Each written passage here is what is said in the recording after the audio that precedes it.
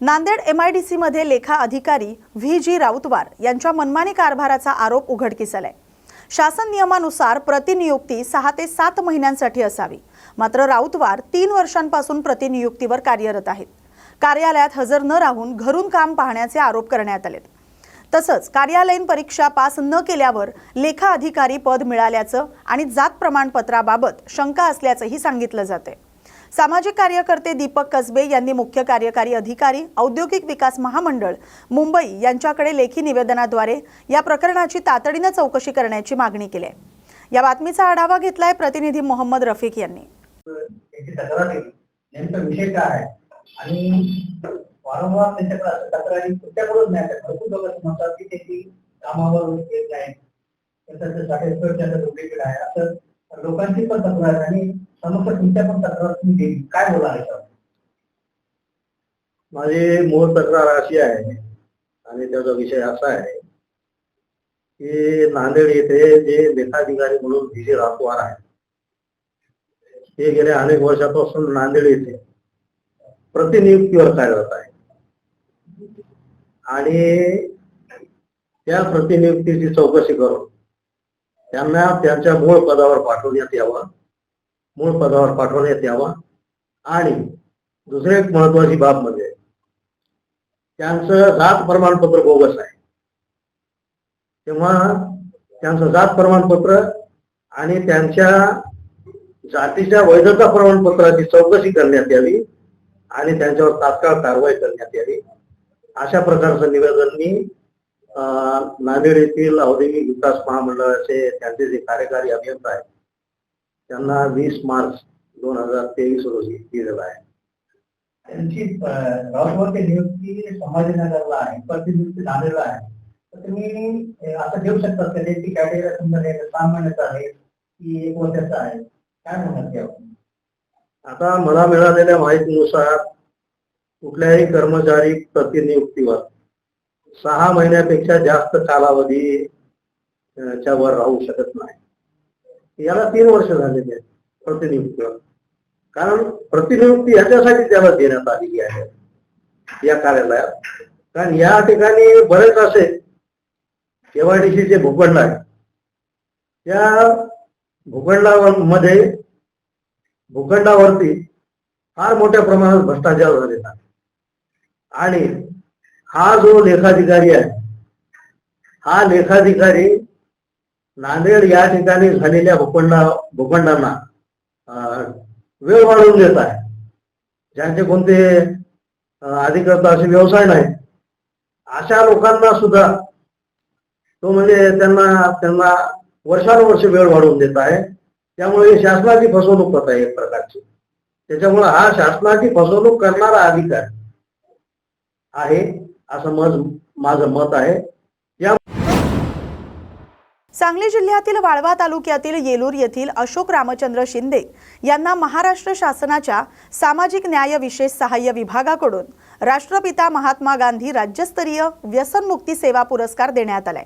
हा पुरस्कार मुंबईत झालेल्या विधानसभेच्या समारंभात सामाजिक न्याय मंत्री संजय शिरसाट यांच्या हस्ते प्रदान करण्यात आला।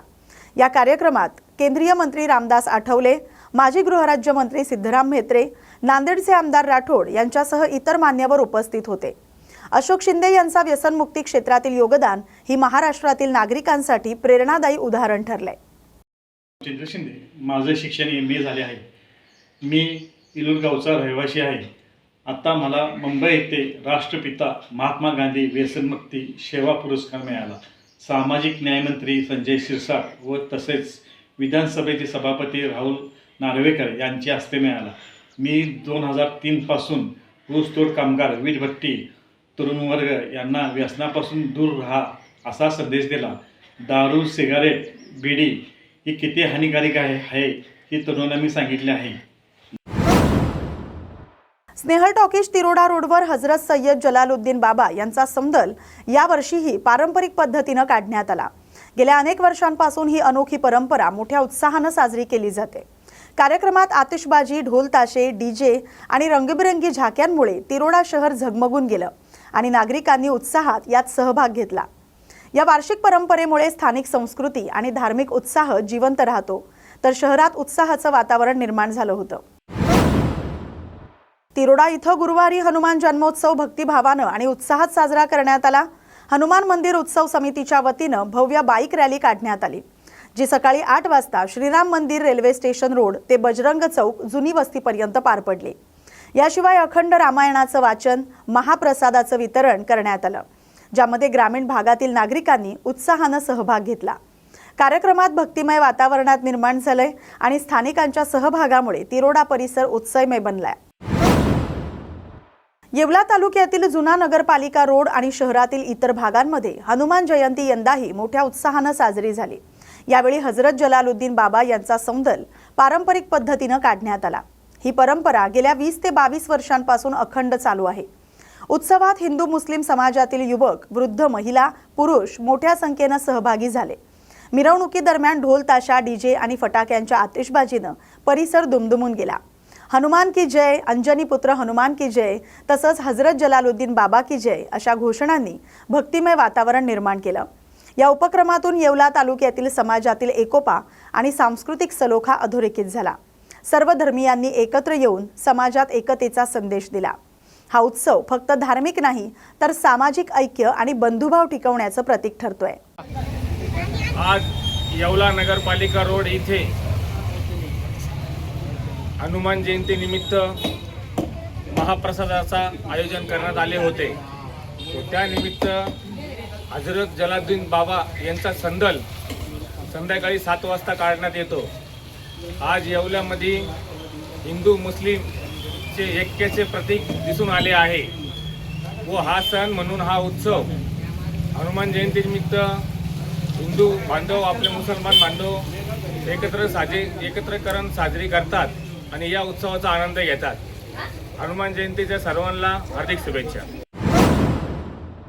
येवला तालुक्यातील ग्रामरोजगार सेवकांनी 2 एप्रिल रोजी पंचायत समितीला निवेदन सादर करून आपली प्रलंबित मागणी मांडली। 2005 पासून महात्मा गांधी राष्ट्रीय ग्रामीण रोजगार हमी योजनेअंतर्गत सेवा देत असतानाही अनेक सेवकांना 8 महिन्यांपासून मानधन आणि प्रवास भत्त्याची अंमलबजावणी मिळालेली नाही, अशी खंत त्यांनी व्यक्त केली आहे। तालुक्यातील सुमारे 90 ग्रामपंचायतींचे सेवक या आंदोलनात सहभागी झाले। निवेदनादरम्यान आमचे मानधन लागू करा, शासनानं तात्काळ निर्णय द्यावा अशी घोषणा करण्यात आली। सेवकांनी स्पष्ट इशारा दिलाय की शासनानं तातडीनं निर्णय घेतला नाही तर राज्यभरात आंदोलन तीव्र होऊ शकते। आम्ही 1 एप्रिल 2026 पासून आमच्या मागण्यासाठी आम्ही बेमुदत संपावर जात आहोत।